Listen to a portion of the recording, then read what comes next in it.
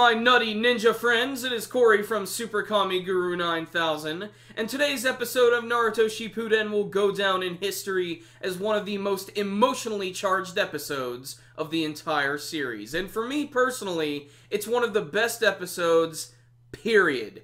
Yes, my friends, this episode blew away my expectations, and frankly, it really caught me by surprise. So before I get into the finer details this week, let me just say that I'm a longtime Naruto fan. I've been following the manga since 2003, I've been watching the anime since 2004, and ever since then, I've been a mega fan. So when this episode finally rolled along, I knew what was going to happen. I knew there was going to be some major deaths this week, and I was trying to prepare myself for that.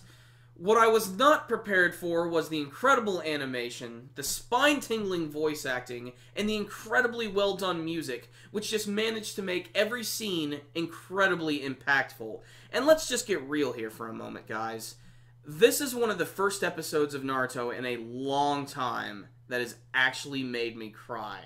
About halfway through the episode, when they finally got to Neji's death scene, I could not control myself. The voice acting, the music, it tore me to pieces. I literally had to pause the video, leave the room, and freaking wash my face off and psych myself up for the rest of the episode. That's how well done this scene was. And that's just one scene this week. There is still a lot of other major death scenes. There's a ton of explosive action. And of course, the Naruhina fans are just going to explode at the end of this week's episode.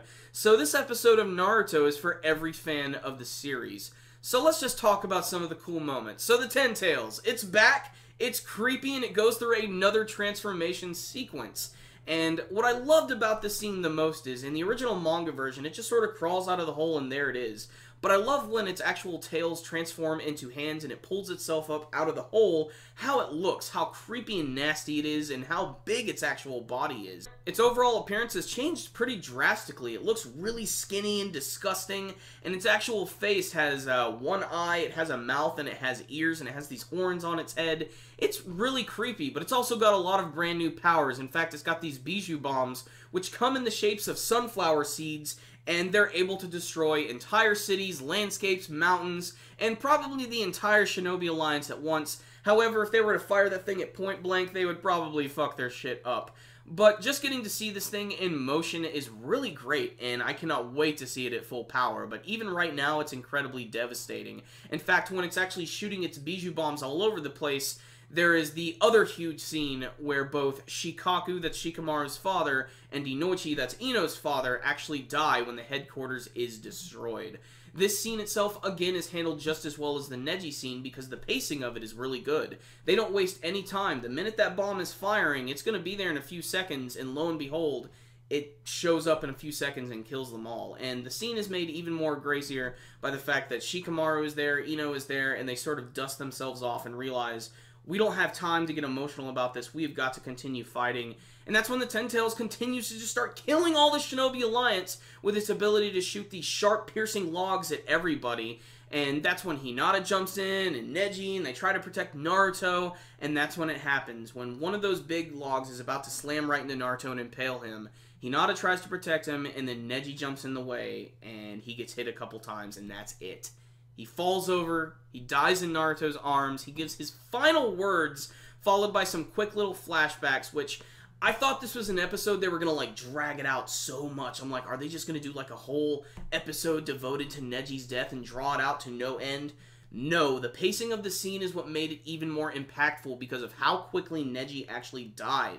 It was only within a matter of seconds before he actually falled over and had nothing else to say and was officially dead. And that scene was both sad and horrifying at the same time. And here's the best thing about it. In the actual manga version, while the scene is going on and Neji is dying in Naruto's arms, Obito is berating Naruto the entire time and basically letting him know that all of his actions are useless. He's not going to be able to save his friends, and the entire world is going to be destroyed by my mind-rapey abilities. And in the manga version, I hated it. I didn't care for it at all. However, with Obito's voice acting this week and how intense the voice actor is getting, it made the scene great. In fact, I believe that Obito's voice actor is Wataru Takagi.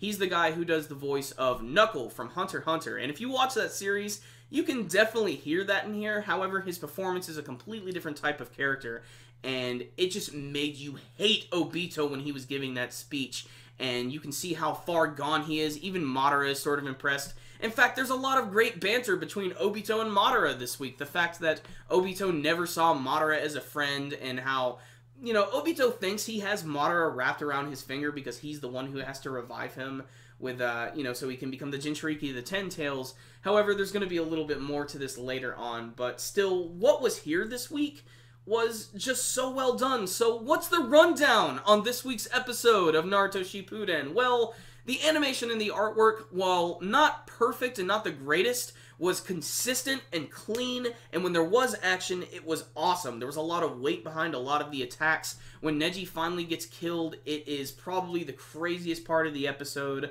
and that goes in line with the music that they chose, the incredible voice acting, and the fact that they didn't bog it down with flashbacks too much. The pacing this week is really what saved it, because they went through a number of chapters this week, and frankly, I didn't expect that. Like I said, I was sort of thinking they were going to do like one episode devoted entirely to the death of Shikamaru and Ino's parents, and then they were going to do a whole separate episode for Neji, but no, they included all of that stuff in this episode, and that, my friends, is an accomplishment. There's also the scene at the end of the episode where Naruto is finally psyching himself up, and I do like the fact that he's raising his fist up, the Ten Tails is right in front of him, and then he closes it. It's just some nice little dime store symbolism. And there's also a lot of other symbolism, like when Neji is protecting Naruto, how he has the fire bird around him, and how when he finally dies, you see that one bird get killed by one of those piercing logs that was sent from the Ten Tails itself.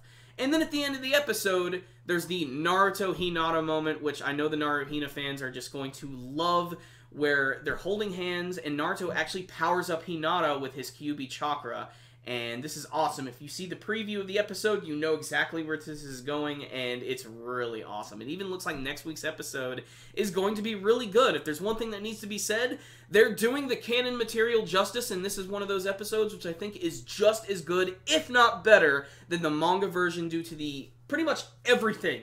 I loved this episode. Even the fact that it didn't have the best animation in the world, I still loved this episode. As a Naruto fan, as an anime fan, everything worked here, and for me, it's a 10 out of 10 episode that you must see if you are following the series. This is one of the best episodes of Naruto. Check it out, guys. This is Neji's grand finale.